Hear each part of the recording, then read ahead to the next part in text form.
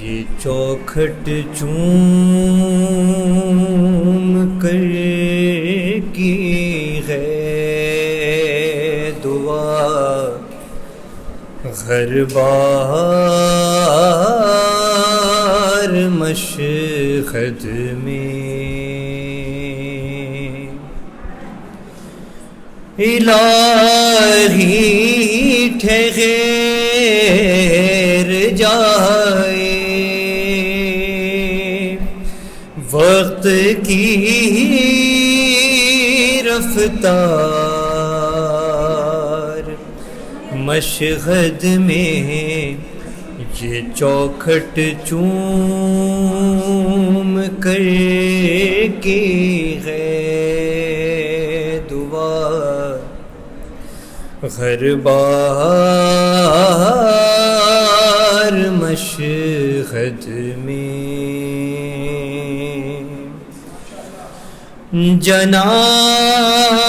جنازے تو بہت آتے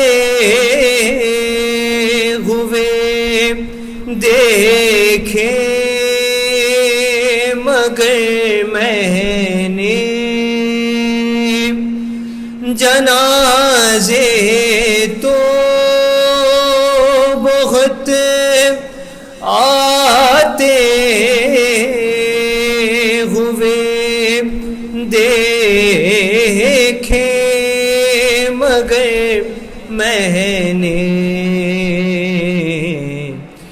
نہیں دیکھے کہیں بھی موت کے آثار مشہد میں سنا ہے خود شفا دینے کو آتے ہیں وہاں مولا سنا ہے خود شفا دینے کو آتے ہیں وہاں مولا سو اب خود جا کے میں ہو جاؤں گا بیمار مشہد میں رضا کے حسن پہ یوسف کو بکتے دیکھتی دنیا رضا کے حسن پر یوسف کو بکتے دیکھتی دنیا اگر ہوتا کہیں جو مصر کا بازار مشہد میں یہ چوکھٹ چوم کر کی ہے دعا ہر بار مشہد میں بر محمد وآل محمد صلوات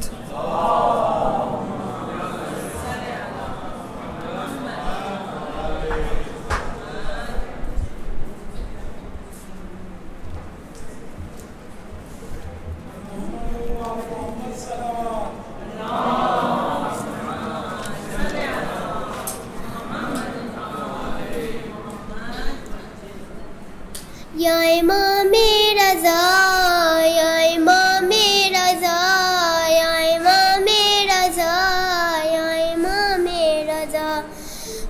نفس ہر گھڑی میرے دل سے یہی آ رہی ہے صدا، یا امام رضا، یا امام رضا، یا امام رضا، تیری عظمت پہ بھلا کیوں نہ دلالت بنتا، شیر قالین کا کس طرح نہ زندہ ہوتا، ہے حقیقت یہی تیری مرضی میں ہی ہے خدا کی رضا، یا امام رضا، یا امام رضا، یا امام رضا، ربط کیسا یہ میرے ذہن میں آیا ہے ابھی، جیسے گہوارے میں فطر اس کو شفا بانٹی تھی، ویسے ہی روز و شب بانٹتا ہے شفا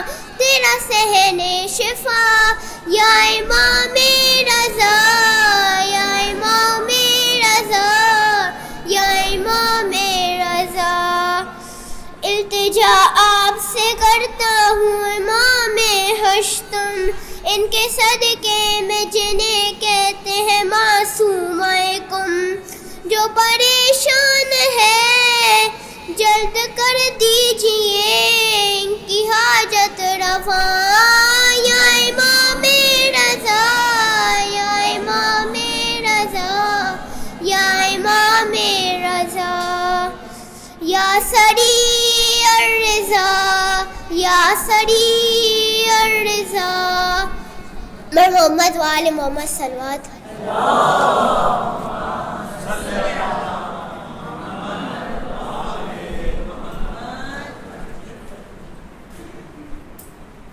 اعوذ باللہ السمیع العلیم من الشیطان اللعین الرجیم، بسم اللہ الرحمن الرحیم، الحمدللہ رب العالمین، والصلاة والسلام علی اشرف الانبیاء والمرسلین، سیدنا و نبینا ابی القاسم محمد صلی اللہ علیہ محمد وعلی اہل بیتہ الطیبین الطاہرین المعصومین المنتجبین، لا سیما علی بقیۃ اللہ فی الارضین وحجتہ علی العالمین، واللعن الدائم علی اعدائہم ومنکری فضائلہم وغاصبی حقوقہم اجمعین، اما بعد فقد قال اللہ الحکیم فی کتابہ المبین، بسم اللہ الرحمن الرحیم، وللہ علی الناس حج البیت من استطاع الیہ سبیلا ومن کفر فإن اللہ غنی عن العالمین۔ صلوات پڑھیں گے محمد وآل محمد۔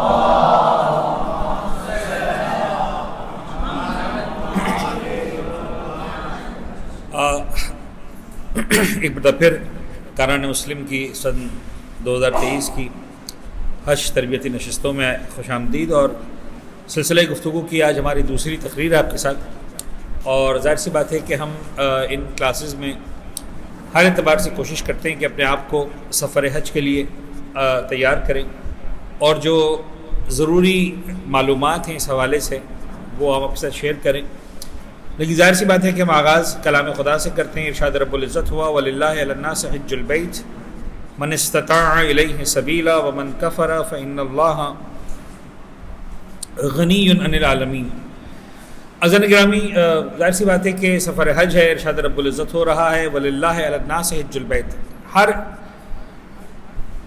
انسان پر خدا کا ایک حق ہے،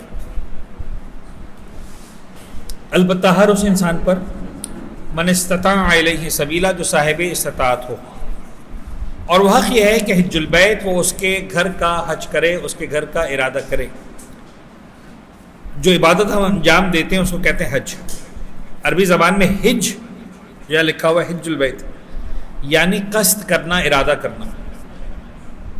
ہم جب قصد کر لیتے ہیں تو پھر وہ حج کہلاتا ہے۔ اس کے گھر کا ارادہ کرو، نکلو اس کے گھر کی طرف اگر صاحب استطاعت ہو۔ ومن کفر فإن اللہ غنی عن العالمین، اور اگر کوئی شخص کفر اختیار کرتا ہے تو یاد رکھنا اللہ عالمین سے بے نیاز ہے۔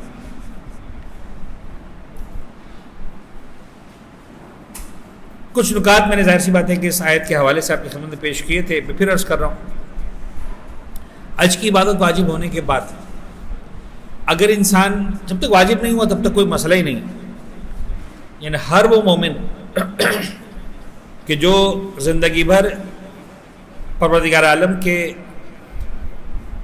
منشا مرضی جو اس کی مشیت کہ وہ صاحب استطاعت نہیں بن سکا، اس کے پاس زندگی میں کبھی اتنا مال نہیں آیا کہ وہ رب العزت کے گھر کا حج کرے، اس کے ساتھ پروردگار کو کوئی مسئلہ نہیں۔ لیکن اگر ایک مرتبہ حج واجب ہو گیا، صاحب استطاعت بن گئے، اور اس کے بعد جو ہے وہ انسان اگر حج نہ کرے تو اس کے ساتھ رب العزت کا لہجہ بھی بڑا سخت ہے، ائمہ طاہرین کا لہجہ بھی بڑا سخت ہے۔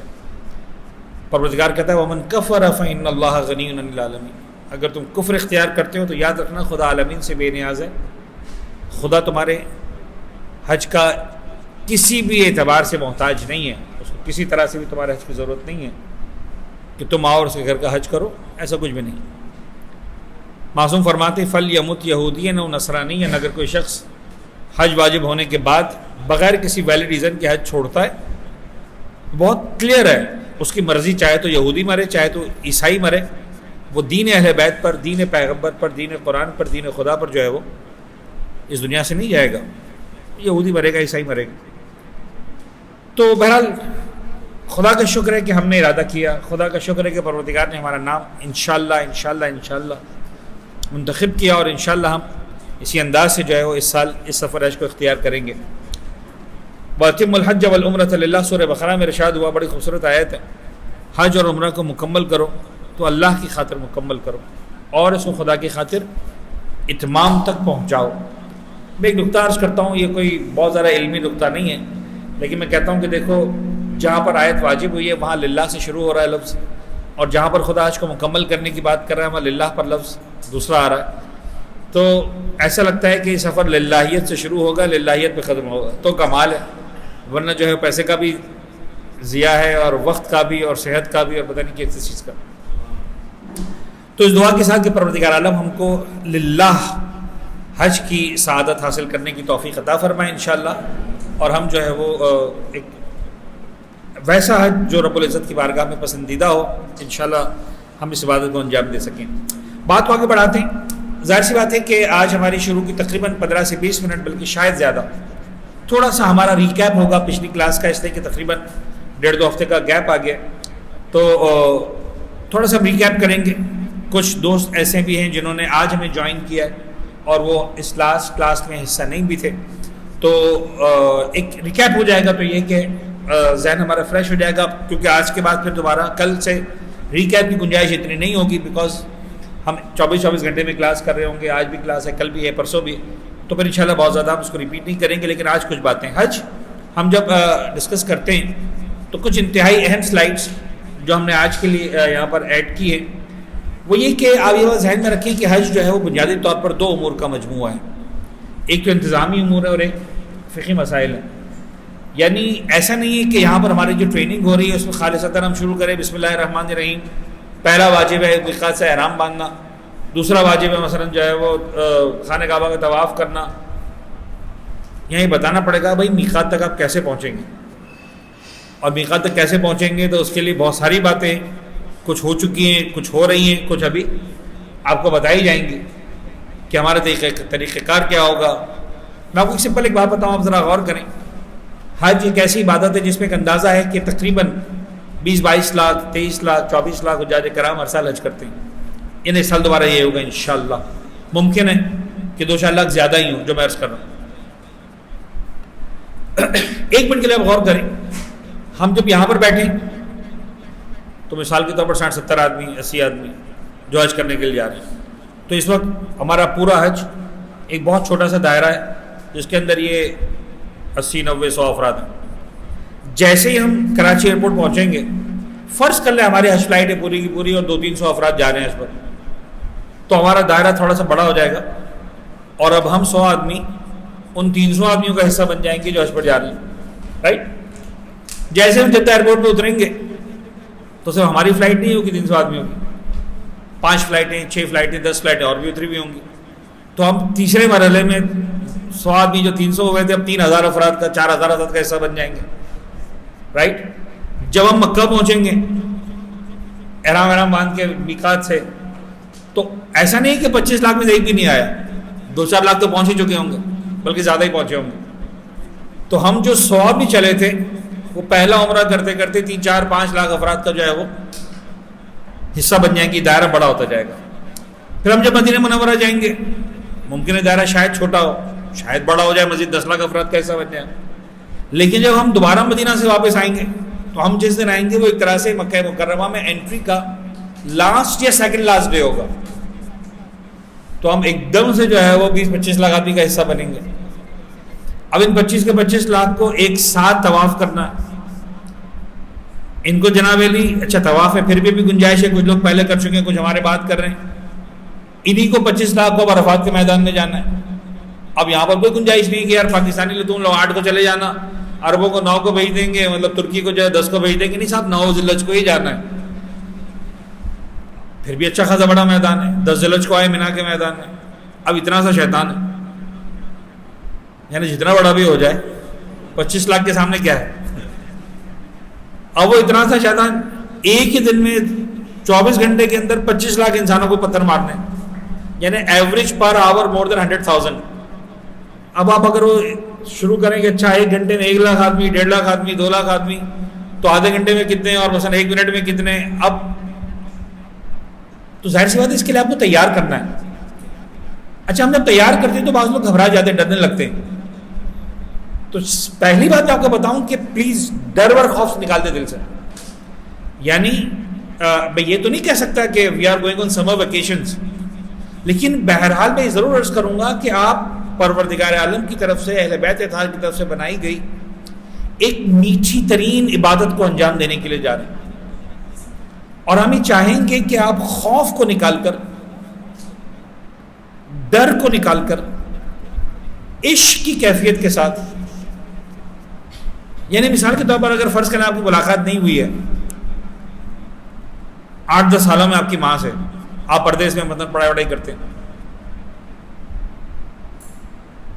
تو آپ کس کیفیت میں جا رہے ہوں گے اپنی ماں سے ملنے کے لیے. آپ یقین جانیے وہ رب العزت جس سے آپ ملنے کے لیے جا رہے ہیں وہ ماں سے کئی گنا زیادہ آپ سے پیار کرتا ہے. کہیں بھی اس کی خواہش نہیں ہے یہ بکرے ٹھیک ہے، میں نے شریعت کا ہی قانون ہے، یہ بکرے ہیں، یہ کفارے ہیں ان لوگوں کے لیے جو نعوذ باللہ رب العزت کی بات کو جان بوجھ کر جو ہے نا ڈس اوبے کرنے کے لیے آئے. خدا کہتے ٹھیک ہے اب تمہارے ساتھ ہمارا معاملہ اور ہوگا. ہاں کئی بار مجبوری میں بکرا دینا پڑے گا، دے دیں، لیکن امپورٹنٹ یہ نہیں کہ ہم بکرا دینے کے نہیں دیں.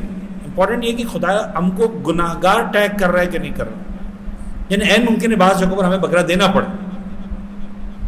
وہاں میں یہ سمجھاؤں گا کہ آپ اس بات پہ زیادہ ایمفیسائز کیجیے گا کہ پینلٹی لگنا اور ہے، گناہ گار ٹیگ کرنا اور ہے. انشاءاللہ کسی جگہ پر بھی ایسا نہیں ہوگا کہ ہم کو گناہ گار ٹیگ کیا جائے.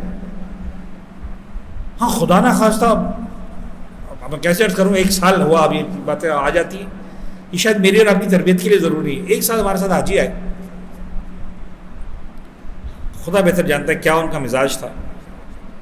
یعنی قدم قدم پر مولانا دیکھیں میں بغیر پرفیوم کے تو نہیں رہ سکتا. اچھا یار حرام ہے بھائی، اب بکرا لگے گا نا دے دوں، یو نو واٹ آئی کی ناٹ. اچھا مولانا صاحب میں کیپ تو پہنوں گا، میں کیپ کے بغیر نہیں رہ سکتا. یار بھائی حرام ہے. نہیں جی مطلب اچھا وہ پوچھتے گئے سوالات میں، گنتا گیا کہ بکرے کتنے. عام طور پر ہم شروع میں آجوں کو بتاتی نہیں کتنے بکرے. جب حج کلاس آخری ہوتی ہے مکہ میں، جب ہم عرفات بنا سے آ چکے ہیں تو لاسٹ کلاس میں ہم کفارے کے مسائل بتاتے ہیں. اب وہ کلاس سے پہلے میرے پاس آئے پڑے، ہاں مولانا کتنے کفے ہوئے، کتنے بکرے ہوئے. اچھا میں یہ سوچ کر کہ یار بیچارہ پریشان ہوگا پتہ نہیں زیادہ وقت. میں نے کہا بھائی مجھے لگتا ہے کہ لوگوں کے تو صاحب 1-2 ہوئے ہیں لیکن آپ کی شاید زیادہ ہو جائیں گے. ارے مولانا کتنے ہوں گے؟ 25 کا تو آرڈر دے چکا ہوں. And that was a time literally I burst دین.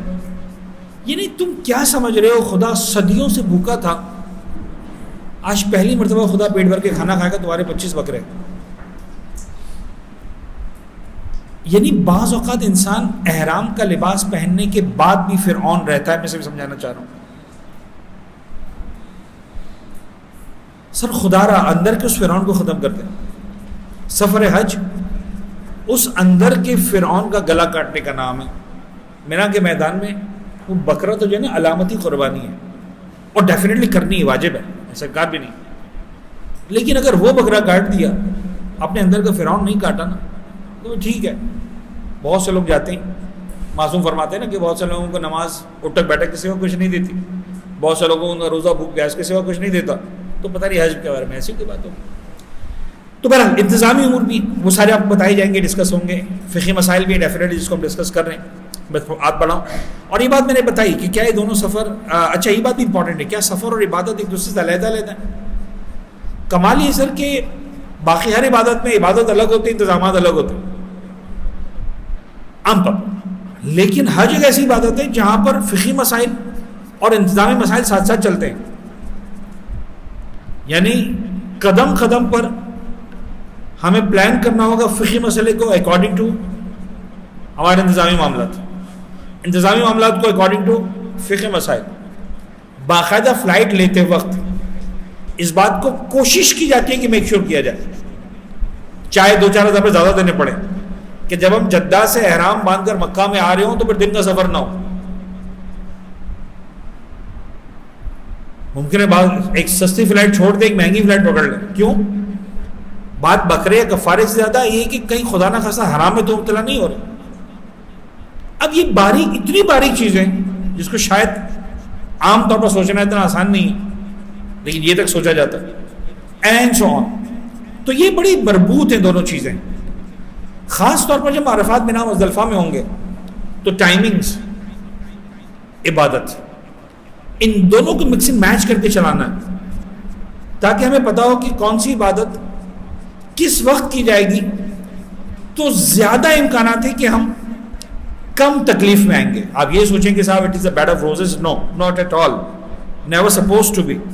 حج ایک ایسی عبادت ہے ہی نہیں جس کو آپ سمجھیں جناب علی کہ جو ہے ہم صرف ادھر تفریح کے لیے جا رہے ہیں. تو یقیناً 20-25 لاکھ افراد کا ٹرن اوور اب اس کا حصہ ہے. لیکن اسی کے اندر رہتے ہوئے اگر آپ نے ہمارا ساتھ دیا تو آپ دیکھیں گے کہ انشاءاللہ ہم کوشش کریں گے اپنے تجربات اور جو مسائل ہیں اس کے اعتبار سے اس طرح سے ہم اپنے حجاج کو گائیڈ کریں اور ٹرین کریں کہ ہم آسان سے آسان اور بہتر سے بہتر حج کی عبادت انجام دے سکیں. ہر سفر کا سامان سفر اور ہے، حج کا سامان سفر اور. یہ روایت میں نے پڑھی بھی تھی. امام فرماتے ہیں کہ 3 چیز اپنے ساتھ رکھنا: تقویٰ جو تمہیں معصیت خدا سے روکے، ٹالرنس، حلم، بردباری جس کے ذریعے اپنے غصے پر قابو رکھ سکے، اور اپنے ہم سفروں کے ساتھ حسن اخلاق. کوشش کریں کہ ایسا ماحول بنائیں کہ واقعاً ایسا لگے کہ ہماری 100 افراد کی ایک فیملی ہے جس میں ہر ایک دوسرے کے ساتھ جو ہے وہ بھائیوں کی طرح سے رہ رہا ہے، خواتین دوسرے کے ساتھ بہنوں کی طرح سے رہ رہی. کسی مقام پر یہ مسئلہ نہ ہو مجھے فلاں کمرے میں کیوں ڈال دیا مجھے. یعنی اگر آپ فرض کر لیں ہمیں مجبوراً ڈالنا پڑا اور آپ مجبوری کے عالم میں رہیں تو بلا وجہ آپ کا حج خراب ہوگا. جو اللہ کے گھر کا حج کر رہا ہے انشاءاللہ. آج بھی میں ایک حاجی کے ساتھ بیٹھے ہوئے تھے، آپ یقین یعنی 2018 کے حاجی یاد کر رہے تھے کہ جو ہمارے ساتھ جن کے ساتھ ہم نے حج کیا تھا آج بھی دوستیاں ہیں، بلکہ گھریلو تعلقات. تو یہ چیزیں وہ چیزیں ہوتی ہیں کہ ہم نے دیکھا ہے سفر حج میں انشاءاللہ، اور اس سال بھی انشاءاللہ ہم ایکسپیکٹ کرتے ہیں، بلکہ امید کرتے ہیں اور دعا کرتے ہیں کہ ایسا ہی ہوگا. کچھ بنیادی ترین باتیں جو میں نے لاسٹ کلاس میں بھی ڈسکس کی تھی، اس کو اسپیسیفکلی میں پروناؤنس کر رہا ہوں. پچھلے سال کے حجاج سے ضرور مشورہ کریں، اس لیے کہ میں نہیں کہوں گا تو بھی آپ کریں گے، اور اگر آپ نہیں بھی کریں گے تب بھی آپ کو جو ہے وہ لوگ آ کر بتائیں گے اچھا حج بھی جا رہے ہو یار، دیکھو اس کا خیال رکھنا یار، ایسا ہوتا ہے یار، ویسا ہوتا ہے. ارے بھائی نہیں سننا مجھے تم سے، لیکن وہ سنائیں گے آپ کو. سوشل میڈیا بھرمار ہے، ایکسپیرینسز، وی لاگز، پتہ نہیں بی لاگز، پتہ نہیں کیا کیا لاگز. تو آپ ضرور کریں، میں منع نہیں کر رہا، we cannot stop you. لیکن پلیز اپنے ذہن میں کوئی بھی امیج مت بنائیں کہ چونکہ لاسٹ ایئر ایسا ہوا تھا لہذا سال بھی ایسا ہونے والا. لاسٹ ایئر ہماری بس خراب ہو گئی تھی، اچھا 1 لاکھ بسوں سے تمہاری بس خراب ہوئی تھی تو اب 99,999 سے خراب ہونے والی اگلے سال.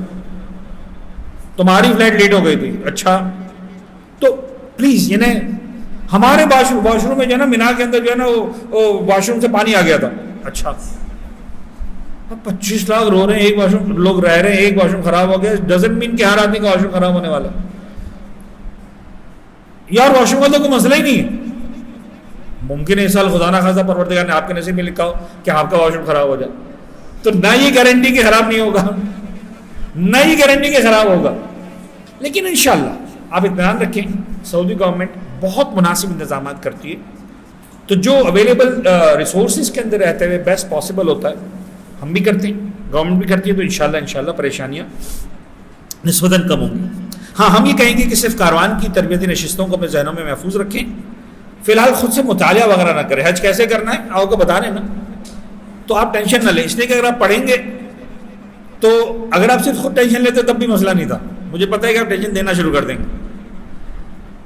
تو انشاءاللہ آپ کو جو ہے وہ بہت سکون سے سارے حج کی باتیں بتائی جائیں گی, آپ پریشان نہیں ہوں گے. میں پھر ریپیٹ کروں گا اس بات کو کہ انشاءاللہ ان کلاسز کے اختتام تک تمام ضروری امور پر گفتگو مکمل ہو چکی ہوگی. کوئی بھی سوال آپ کے ذہن میں ہے, 99.9% میرا اطمینان ہے کہ جو ہماری پرسوں والی کلاس مکمل ہوگی تو پھر آپ کے ذہن میں انشاءاللہ کوئی سوال حج کے حوالے سے باقی نہیں رہا ہوگا. پھر بھی کسی کا کوئی بہت اسپیسیفک کوسچن ہوتا ہے تو پھر اعجاز بھائی اگر انتظامی معاملات کے حوالے سے کوئی بات ہے, فقہی مسائل کے حوالے سے, تو میں آپ کے سامنے بیٹھا ہوں, انشاءاللہ اس کو ڈسکس کر لیں گے. تو فی الحال اگر آپ کو لگتا ہے کہ جو میں نے بتا دیا اس میں کوئی سوال ہے تو ضرور پوچھیں, بٹ پلیز جو بعد میں ہونے والا, اچھا مولانا صاحب وہ قربانی کریں گے تو کیسے ہوگی, تو بکرا جو ہے مل جائے گا نا, وہ شیعہ والا بکرا, وہ 4 دانت ہوں گے اس کے نا, انشاءاللہ مل جائے گا. اب وہ نہیں پتہ بکرا ملے گا کہ بکری ملے گی, لیکن جو قربانی آپ کی طرف سے ہونی ہے وہ انشاءاللہ ہو جائے گی. مثال کے طور پر وہ بیٹ مولانا وہ کیسا ہوگا, وہ انشاءاللہ ٹھیک ہے. اچھا یہ تو خیر بیٹ کا تو مسئلہ اعجاز بھائی سے متعلق ہے, لیکن قربانی کے مسائل ہو گئے, پتہ نہیں مینا کے خیمے کیسے ہوں گے, اے سی چل رہا ہوگا نا مولانا, یا مثلاً جو ہے وہ ٹائم پر ویل چیئر, جو بھی سارے مسائل انشاءاللہ ڈسکس ہوں گے. 4 بنیادی مسائل, تخلید, طہارت, قرات, خمس. میں نے آپ کو کل لاسٹ کلاس میں بتایا تھا تخلید جو ہے ہونا چاہیے الحمدللہ. طہارت, وضو کے مسئلہ میں نے جو ہے وہ ویڈیو ڈال دی ہے, آپ نے چھوٹا سا لنک ڈالا ہے, بہت ساری ویڈیوز اویلیبل ہیں. شیعہ وضو کا طریقہ اگر آپ یوٹیوب پر دیکھیں تو dozens of the classes available. میں نے ایک بہت ہی مختصر والی ویڈیو ڈالی ہے, تقریباً 3-3.5 کس مولانا کی, اچھے مولانا ہے, اور بتا رہے ہیں کہ وضو کرنے کا طریقہ سمپل. یہ ان لوگوں کے لیے جنہوں نے فرض کرنا آج تک باقاعدہ وضو نہیں سیکھا, یا باقاعدہ جو ہے وہ ایک ٹرین بندے سے وضو نہیں سیکھا, تو پلیز اپنے آپ پر ٹرسٹ نہ کریں, دیکھ لیں مرتبہ. اس وضو کا صحیح فائدہ ہے کہ بھائی یہ والا وضو کر لو, تمہارا وضو صحیح ہو جائے. وہ جو بگنرز لیول کا وضو ہوتا ہے, وہ کیا کہتے ہیں, مڈل لیول یا سینئر لیول یا ایکسپرٹ لیول, وہ نہیں. اس کے لیے پھر آپ کو 2 گھنٹے 3 گھنٹے کی کلاس لینی پڑے گی, اس طرح سے 4 گھنٹے 2 گھنٹے کی کلاس سے 4 مرتبہ, تو جا کے وضو صحیح آئے گا. تو ہم وہ نہیں کرنا چاہ رہے, سمپل ہے سیدھا, یہ والا وضو کر لو بھائی صحیح ہو جائے گا, ختم, سمپل. تو وہ ڈال دیے. قرات بھی جو ہے وہ ہم نے ایک ویڈیو جو ہے وہ ایک سالوں سے ہم دکھاتے ہیں. ہمارے پاس وہ مولانا پاکستان میں ہوتے تھے, یہاں باقاعدہ کلاس لیتے تھے, دین وہ نجف موو کر گئے, تو جو ہے وہ ہم نے ان کی ویڈیو بنا لی عادی ٹی وی کی تعاون سے. تو جو ہے وہ بھی ہم نے ویڈیو ڈال دی ہے, اس کا لنک بھی ڈال دیا گروپ پر. تو جو ہے وہ آپ لوگ, وہ تقریباً پونے گھنٹے کی کلاس ہے. تو قرات کے حوالے سے اسپیسیفکلی فار دا حاجیز, تو کیا ہوگا کہ وہ آدھے پونے گھنٹے کے اندر مین باتیں جو قرات کے حوالے سے ضروری ہیں. ویسے اگر آپ قرات کے لیکچرز لینے جائیں تو ممکن آپ کو 7-8 لیکچرز لینے پڑیں, لیکن اس کے اندر مین باتیں جو ہے وہ اس کے اندر آ گئی, تو انشاءاللہ اس کو آپ سن لیں. تو اگر کہیں پر آپ کو ریکٹیفیکیشن کی نیڈ ہے تو انشاءاللہ دیٹ ول بی سالوڈ. ہم نے بتایا تھا حج میں چلانے کے 3 طریقے ہیں, حج افراد, حج قران اور حج تمتع. افراد اور قران کی اجازت صرف ان لوگوں کو ہے جو مکہ سے 88 کلومیٹر کے فاصلے تک رہتے ہیں, لہٰذا ہم اس کے لیے کوالیفائی نہیں کرتے. دنیا بھر کے باقی مومنین کی ذمہ داری ہے کہ وہ حج کو تمتع کے طریقے سے انجام دیں. حج تمتع خود 2 حصوں پر مشتمل ہے. اس کے پہلے حصے کا نام ہے عمرہ تمتع, دوسرے حصے کا نام ہے حج تمتع. یہ بھی دونوں ملتے ہیں تو آپ کا پورا حج مکمل ہوتا ہے. تو آپ چاہے ظاہری اعتبار سے عمرہ انجام دے رہے ہوں گے, لیکن ایکچولی وہ حج ہوگا اگر عمرہ تمتع ہوگا. تو آپ نیت بھی یہ کریں گے کہ میں اپنے حج اسلام کے عمرہ تمتع کا احرام باندھ رہا ہوں, ٹھیک ہے. لیکن اچھا, عمرے کی بھی 2 اقسام ہیں, ایک عمرہ مفردہ, ایک عمرہ تمتع. عمرہ تمتع ابھی جو ہم نے بتایا جو حج کا حصہ ہوتا ہے. مفردہ کیا ہوتا ہے؟ تو عمرہ مفردہ جناب علی وہ عمرہ جو مومنین کرام سال بھر انجام دیتے ہیں. جو لوگ رجب میں, شعبان میں, رمضان میں جاتے ہیں وہ عمرہ کر کے آ جاتے ہیں, تو وہ عمرہ دیٹ از کالڈ مفردہ, اکیلا, فرد سے نکلا ہے, فرد اکیلا. اور تمتع جو حج کے پہلے حصے کے طور پر انجام دیا جاتا ہے. اب آئیے اہم بات, ہم اپنے سفر حج کے آغاز میں عمرہ مفردہ انجام دیں گے. اگرچہ ہم جا رہے ہیں حج کے لیے, ہم عمرہ کریں گے, لیکن ہم عمرہ مفردہ کریں گے, اپنے حج کا اسٹارٹ نہیں کریں گے. بھائی ایسا کیوں کریں؟ اس کا جواب یہ ہے کہ 2 وجوہات ہیں بنیادی. عمرہ تمتع کے بعد حج سے پہلے مکہ سے نکلنے کی اجازت نہیں ہوتی. اگر آپ نے عمرہ تمتع کر لیا اب آپ مکہ میں ہی رہیں گے, آپ نہیں نکل سکتے مکہ سے, جبکہ ہمیں پہلے سے پتہ ہے کہ ہمیں مدینہ جانا ہے. تو آپ نے دیکھا انتظامی امور, فقہی مسائل. تو چونکہ انتظامی مسئلہ ہے مدینہ جانے والا, لہذا فقہی مسئلے کو ہم استعمال کریں گے, ہم عمرہ تمتع نہیں کریں گے, عمرہ مفردہ کریں گے. اچھا ایک اور بینیفٹ مل جائے گا, عمرہ تمتع کی ادائیگی کے بعد جب تک حج تمتع جو کہ حج کا دوسرا حصہ ہے نہ کر لیا جائے, مزید کوئی عمرہ مفردہ ادا کرنے کی اجازت بھی نہیں ہوتی. اچھا آپ نے کہا کوئی بات نہیں, 2 مہینے ہیں تو عمرے پہ عمرے کرتے رہیں گے, باہر تو نہیں نکل سکتے, عمرے کرنے میں مزہ بھی آ رہا ہے. نہیں, عمرہ تمتع کر لیا, اب بیٹھے رہو, اب عمرہ بھی نہیں کر سکتے. اب اگلا تلبیہ تمہارا 8 ذی الحجہ کو ہوگا. اب فرض کریں آپ نے شوال میں کر لیا عمرہ تمتع, 8 ذی الحجہ تک بیٹھے رہو ایسے ہی, نہیں جا سکتے مکہ سے باہر, نہیں کر سکتے عمرہ, کچھ بھی نہیں, بس اب دعا پڑھو, نماز پڑھو, قرآن پڑھو, طواف کرو, بس عمرہ نہیں کر سکتے. تو اگر کسی کے دل میں شوق ہے کہ مجھے ایک سے زیادہ عمرے کرنے, مجھے نہیں لگتا کہ اس مرتبہ جتنی شدید گرمی میں اور جتنے کم وقت کے لیے مدینہ منورہ سے پہلے جا رہے مکہ, کسی کو دوسرا عمرہ مفردہ کرنا چاہیے. کسی اعتبار سے ہمارا مشورہ نہیں ہوگا, because we have even around 100 hours 110 hours 4 سے 5 دن ہمارے پاس ہیں مکہ میں, اور ہم کو موو کر جانا ہے مدینہ, جس میں ہماری پیدل زیارتیں ہیں, بسوں کی زیارتیں ہیں, ہمارے پرماننٹ بلڈنگ کی طرف موومنٹ ہے. تو ٹائم بڑا ٹف ہوگا, اور گرمی شدید 40+ میرے خیال میں کسی دن جو ہے 40 سے کم نہیں ہوگا ٹیمپریچر. وی آر فلائنگ ان جون. تھوڑا سا اس کا جو ہے وہ آج آپ کو نماز میں بھی اس کا جھلک دکھائی گئی, آج تھوڑا سا یہ پریکٹیکل ٹریننگ بھی ہو جائے آپ لوگوں کی, ٹھیک ہے نا. تو یہ خیر یہ تو ابھی چھاؤں تھی اور 30 سے ڈگری کم تھا, تو آپ سوچیں کہ 40 عرفات کا میدان ہوگا. لیکن خیر میں آپ کو بتاؤں, وہ زمانہ واقعاً ہم نے دیکھا کہ جب عرفات کے میدان میں اے سی کا تصور ہی نہیں تھا, اور شدید گرمی کے جو حج ہوتے تھے, جو کچھ حجاج یہاں پر بیٹھے جنہوں نے کیا ہے, خطرناک ترین حج. الحمدللہ الحمدللہ الحمدللہ اب اے سی ہوتے ہیں, ڈیزرٹ کولرز ہوتے ہیں. آپ اپنے گھر کے اے سی سے کمپیئر کریں گے تو ڈیفینیٹلی وہ فیل ہے, لیکن بہرحال کم از کم وہ جو پنکھے والا موسم ہوتا ہے اس سے جناب علی جو ہے وہ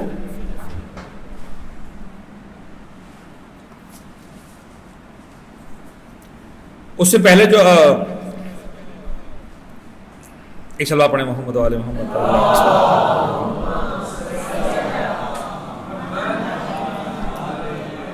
تو بہرحال جو پہلا کا موسم تھا اس سے قابل مقایسہ نہیں ہے, لیکن یہ کہ بہرحال گرمی ہوتی ہے, 1-2 گھنٹے کا ایسا لگتا ہے اسی کام ہی نہیں کر رہا, لیکن انشاءاللہ خیر ہو جائے گی. تو یہ ہو گیا کہ عمرہ تمتع کی ادائیگی کے بعد جب تک حج تمتع حج کا دوسرا حصہ ہے نہ کر لیا جائے, مزید کوئی عمرہ کرنے کی اجازت نہیں ہوگی. ہاں ہم جب مدینہ سے آئیں گے تو پھر ڈیفینیٹلی عمرہ تمتع کریں گے. وہ تو پھر ہماری جو دوسری ٹیم مدینہ پہنچی ہوگی وہ بھی ہمارے ساتھ ہی وہیں سے ہوگی, تو ان کو بھی عمرہ تمتع کرنا ہوگا. یعنی مدینہ والی ٹیم کو, جو ہمارے حاجی ہیں جو مدینہ پہنچنے والے, ان کے پاس عمرہ مفردہ کا آپشن آلموسٹ ہے ہی نہیں, پاسبل ہی نہیں. وہ مدینہ آئیں گے ہمارے ساتھ عمرہ, سب پورا گروپ ایک ساتھ عمرہ تمتع کرے گا, یعنی عمرہ تمتع کا احرام باندھے گا, اور انشاءاللہ پھر وہ حج کے سفر میں ہو جائے گا. تو پھر ایک سوال تھا عمرہ مفردہ بھی کیوں, اس کا جواب بھی دے چکا کہ جو ہے وہ آپ کو احرام پہنے بغیر مکہ میں داخل ہونے کی اجازت ہی نہیں ہے. تو اگر آپ کہیں کہ صاحب مجھے تو حج ہی کرنا ہے, مجھے عمرہ مفردہ کرنا ہی نہیں, تب بھی آپ مکہ میں جا رہے ہیں تو احرام پہنے بغیر نہیں جا سکتے. ان احرام کا مطلب عمرہ, تو so you have to do عمرہ. ایک اہم بات یہ بھی ہم ڈسکس کر چکے ہیں, عمرہ اپنی مرضی سے ختم نہیں ہو سکتا. نماز روزے کی طرح نہیں ہے کہ شروع کی تو شروع ہوگی, ختم کی تو ختم ہوگی. عمرہ اسٹارٹ کیا تو آپ احرام کی حالت میں آ گئے. اب آپ جب تک عمرہ لیگلی یعنی پروردگار کے بتائے ہوئے قانون کے مطابق مکمل نہیں کریں گے, تب تک آپ کا عمرہ احرام آپ کا باقی رہے گا. جو احرام کی پابندی ہے وہ آپ پر باقی رہیں گی.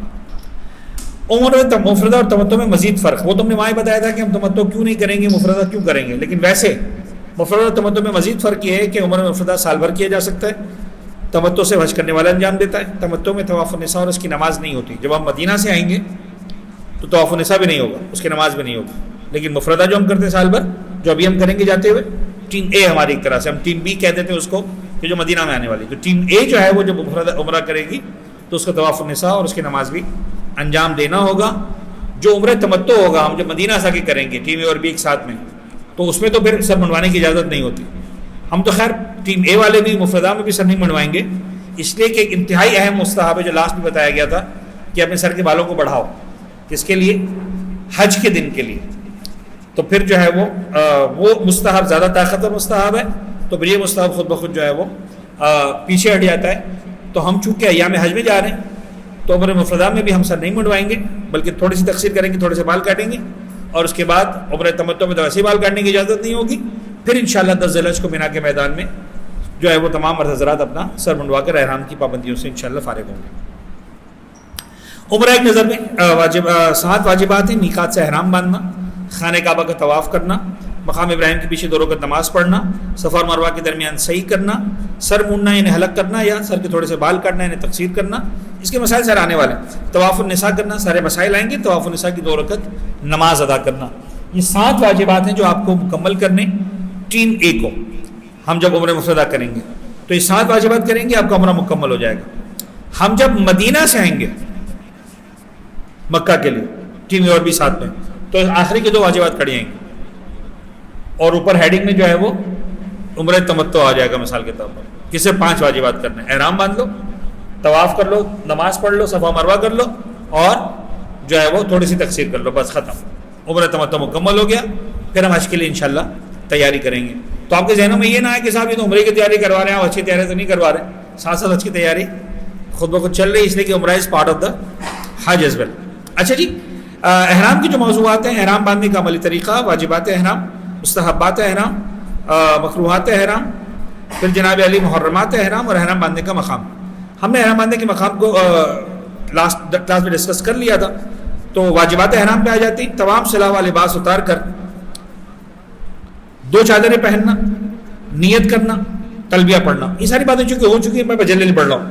آپ مرد حضرات اپنا لباس اتاریں گے، 2 چادریں پہنیں گے، اور خواتین کا ان کا اپنا لباس جو ہے لباس احرام ہوگا، صرف خالص ریشم کی اجازت نہیں ہوگی. نمبر 2 کامن فار آل، نیت کریں گے میں اپنے عمرہ مفردہ کا احرام باندھتا ہوں یا باندھتی ہوں قربۃ اللہ، اور پھر تلبیہ پڑھیں گے لبیک اللہم لبیک لبیک لا شریک لک لبیک. تلبیہ جو ہے وہ 4 لائنیں، لبیک اللہم لبیک لبیک لا شریک لک لبیک. یہ 2 لائنیں واجب ہیں. ان الحمد والنعمت لک والملک لا شریک لک لبیک.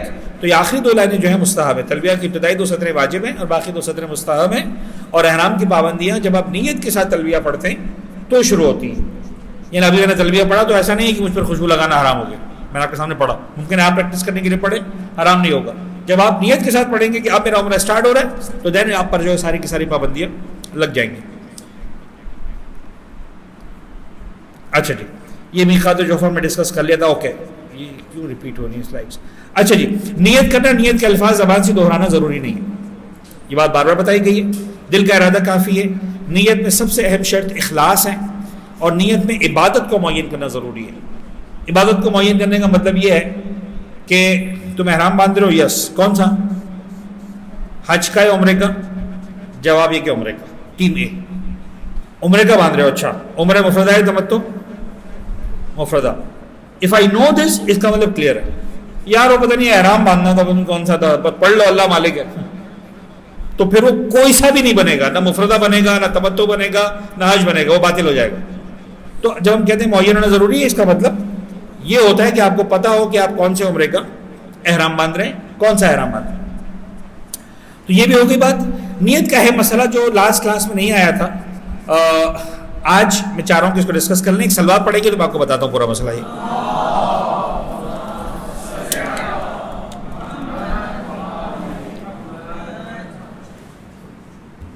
عزیزان گرامی، مسئلہ یہ ہے کہ ایک ماہ میں ایک ہی نیت سے ایک سے زیادہ عمرہ ادا کرنا صحیح نہیں. یعنی آسان الفاظ میں سمجھاؤں کہ ایک اسلامک منتھ میں، ایک کیلنڈر اسلامک منتھ میں آپ کو صرف ایک عمرہ کرنے کی اجازت ہے. یعنی آپ چاہیں بھی تو دوسرا عمرہ نہیں کر سکتے. غور کیجیے گا پلیز. تو آپ فوراً پوچھیں گے مولانا تھوڑی دیر پہلے تو آپ کہہ رہے تھے کہ جتنے عمرے کرنا ہے کرو. تو اس کا بھی جواب یہ ہے کہ آپ ایک نیت سے ایک عمرہ کر سکتے ہیں. اگر دوسرا عمرہ کرنا ہے تو نیت کو چینج کرو. کیا مطلب؟ یعنی آپ نیت کریں کہ میں اپنے عمرے کا احرام باندھ رہا ہوں، قربۃ اللہ، عمرہ کر لیا آپ نے. آپ کو دوسرا عمرہ کرنا نہیں کر سکتے. تو آپ سوال کو چینج کریں، میں اپنی اماں کا عمرہ کر لوں؟ ہاں آپ کر لو، اپنا کر چکے ہو نا، اب اپنا نہیں کر سکتے، اماں کا کر لو. اچھا دوسرا عمرہ اماں کا ہو گیا، تیسرا کرنا ہے، نہیں کر سکتے، نہ اپنا کر سکتے ہو نہ اماں کا کر سکتے ہو. اچھا ابا کا کر لو، کر لو، تو اب 3 عمرے ہو گئے.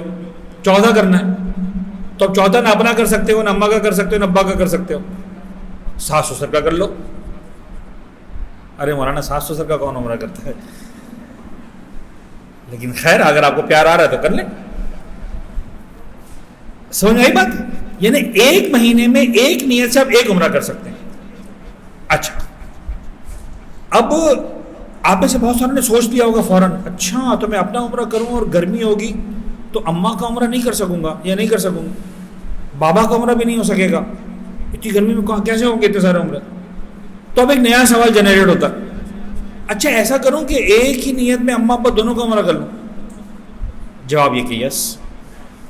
اچھا اپنے ساتھ ہی اماں ابا کا کر لوں؟ یس. یعنی آپ نے 1 عمرہ کیا لیکن 3 افراد کے لیے کیا، جس میں خود کو بھی شامل کیا، امی کو بھی شامل کیا، ابو کو بھی شامل کیا. اب میں نے باتوں باتوں میں ایک سوال کا جواب دے دیا. امی ہے لیڈیز، ابو ہیں جینٹس، تو کوئی مرد بھی جو ہے وہ اماں ابا کا عمرہ کر سکتا ہے، کوئی خاتون بھی اماں ابا کا کر سکتی ہے. یعنی ضروری نہیں ہے کہ مرد مرد کا عمرہ کرے عورت عورت کا کرے. کلیئر؟ نہیں مولانا وہ اماں ابا تو زندہ نہیں ہے. اوکے کر سکتے ہیں. اچھا زندہ ہیں ان کا بھی کر سکتے ہیں. اماں نہیں ابا ہیں کر سکتے ہیں. ابا نہیں اماں ہیں کر سکتے ہیں. یعنی مرحومین کو بھی زندوں کے ساتھ شامل کر سکتے ہیں. ایسا نہیں ہے کہ سارے مرحومین کا الگ ہوگا زندوں کا الگ ہوگا. لیڈیز جینٹس نو ڈسکریمنیشن، مرحومین اور زندہ نو ڈسکریمنیشن. ہاں آپ کسی ایسے فرد کا عمرہ نہیں کر سکتے جو اس وقت آپ کے ساتھ مکہ میں موجود ہے. انہیں فرض کرنے میاں بیوی جا رہے ہیں تو یہ نہیں ہو سکتا کہ کوئی خاتون اپنے شوہر کا عمرہ کرے، تمہارا شوہر ساتھ میں آیا ہوا ہے. مرد ہی نہیں کر سکتا اپنی اہلیہ کا عمرہ کرے. کوئی ماں بیٹا ہے، ماں ہر ایک کا عمرہ کر سکتی ہے، اپنے اس بیٹے کا نہیں کر سکتی ہے جو مکہ میں آیا ہوا. بیٹا ہر ایک شوہر کا کر سکتا ہے، اپنی ماں کا عمرہ نہیں کر سکتا جو ساتھ میں آئی ہوئی. کلیئر ہے؟ ضروری نہیں کاروان مسلم میں، کسی بھی کاروان میں مکہ میں آئے ہوئے تو آپ مثلا فرض کریں دوسرے کاروان میں آپ کے خالہ خالو آئے ہوئے، ایک میں آپ کے پھپھا پھپھی آئے ہوئے، ایک میں آپ کے ماموں آئے ہوئے، وہ تمام افراد جو مکہ میں موجود ہیں یا آنے والے ہیں ان کا عمرہ نہیں کر سکتے. اچھا ایک عمرے میں کتنے لوگوں کو شامل کر سکتے ہیں؟ 1 5 10 کوئی لمٹ ہے؟ جواب یہ کہ نہیں، اسکائی از دا لمٹ. آپ مثال کے طور پر کہیں میں سارے رشتے داروں کی طرف سے عمرہ کرتا ہوں، کر سکتے ہیں. اب آپ کو بھی نہیں پتا کتنوں کا ہو گیا، 1000 کا ہو گیا، 2000 کا ہو گیا، 3000 کا ہو گیا. آپ نے کہا سارے دوستوں کی طرف سے کرتا ہوں. اب آپ کے دوست کتنے ہیں؟ مثلا 10 ہیں، 10 کا ہو گیا، 100 ہیں، 100 کا ہو گیا، 1000 ہیں، 1000 کا ہو گیا، 2000 ہیں، 2000 کا ہو گیا. آپ کے حساب میں اپنی ساری نسل کا میرے اجداد کا عمرہ کر رہا ہوں جناب آدم تک کر لیں. کہیں نہ کہیں تو ہم سب انبیاء کی اولاد ہے نا، جناب آدم کی تو ہے یہ کنفرم. ایک نبی کی اولاد ہونے کا شرف ہم سب کو حاصل ہے الحمدللہ. تو ٹھیک ہے، تو سمجھانا یہ ہے پیار سے کہ آپ ایک عمرے میں زندہ، مرحومین، مرد، خواتین، انبیاء، اولیاء، ائمہ، شہزادی کونین کا عمرہ یس، سرکار سید الشہداء کا عمرہ یس، سرکار امام حجت کا عمرہ یس، شہداء کربلا، جس کو آپ شامل کرنا چاہیں. یعنی اس سے بڑی سعادت کیا ہوگی کہ ہم جب پیغمبر اکرم اور جناب سیدہ کی طرف سے عمرہ کریں؟ بالکل اجازت ہے. اچھا مولانا وہ میری بیوی کر رہی ہے مثال کے طور پر عمرہ جناب سیدہ کا، میں بھی کر لوں؟ سر 1000 آدمی کریں مسئلہ نہیں. بات سمجھ میں آ رہی؟ یعنی ہم سب کے سب زمانے کے امام کا عمرہ کریں، کوئی مسئلہ نہیں. ہم سب کے سب 14 معصومین کا عمرہ کریں. تو آپ لوگ سوچ لیجیے آرام سے. آسان الفاظ میں سمجھاؤں تو بہترین نیت یہ ہوتی ہے کہ بھائی میں اپنے طرف سے اور ہر اس فرد کی طرف سے عمرہ کر رہا ہوں جس کا عمرہ کرنے کی مجھے اجازت ہے، جناب آدم سے لے کر آج تک. اب اس کے اندر سب آ گئے، آپ کو الگ سے اسپیشلی مینشن کرنے کی ضرورت بھی نہیں ہوگی. لیکن اگر یہ والا عمرہ کر لیا تو اس کا مطلب یہ آپ نے کسی کو نہیں بچایا. اب آپ دوسرا عمرہ کرنا چاہیں گے بھی تو نہیں کر سکیں گے. تو اگر آپ پہلے سے مائنڈ بنا کے جا رہے ہیں مجھے 2 عمرے تو کرنی ہے، تو پھر آپ کوئی نہ کوئی ایک بندہ نکالیں کہ بھائی تمہارے جو ہے نا کہ اسپیسیفک عمرہ ہوگا. پھر اگر گرمی لگی اور نہیں ہوا تو رائے تو سوچ نہیں، یعنی چوائس از یورز. ہم نے آپ کو مسئلہ سکون سے سمجھا دیا. اگر میں سمجھا پایا ہوں تو ایک سلوات پڑھتے ہیں محمد و آل محمد پر.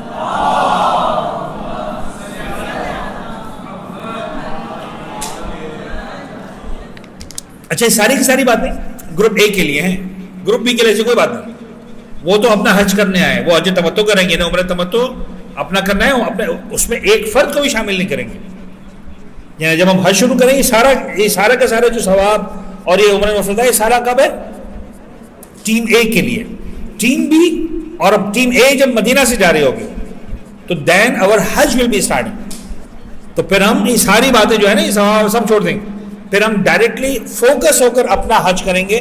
تو اگر فرض کرنے کوئی نیابت کا حج کر رہا تو وہ عمرہ تمتع سے ہی نیابت کی نیت کرے گا کہ میں فلاں کی نیابت میں عمرہ تمتع کا احرام باندھ رہا ہوں. پھر میں اپنے اور فلاں نہیں, یہ نہیں چلے گا بس میں فلاں کا عمرہ کر رہا ہوں, میں فلاں کا حج کر رہا ہوں. تو کیوں وہ حج سٹارٹ ہو جائے گا. خیر اس کی ٹریننگ انشاءاللہ دوبارہ مدینہ منورہ میں اسپیسیفک ٹریننگ آپ کو ایک سیشن رکھیں گے جس میں ہم حج تمتع کے لیے حج اسلام کی پوری ٹریننگ کریں گے انشاءاللہ. تو یہ میں نے سارے مسائل آپ کو بتا دیے. ایک ماہ میں ایک ہی نیت سے ایک ساتھ عمرہ ادا کرنا صحیح نہیں. اگر الگ الگ افراد کی نیت سے الگ الگ عمرہ کرے تو صحیح ہے. ایک عمرے کی نیت میں ایک سے زیادہ افراد کو شامل کیا جا سکتا ہے.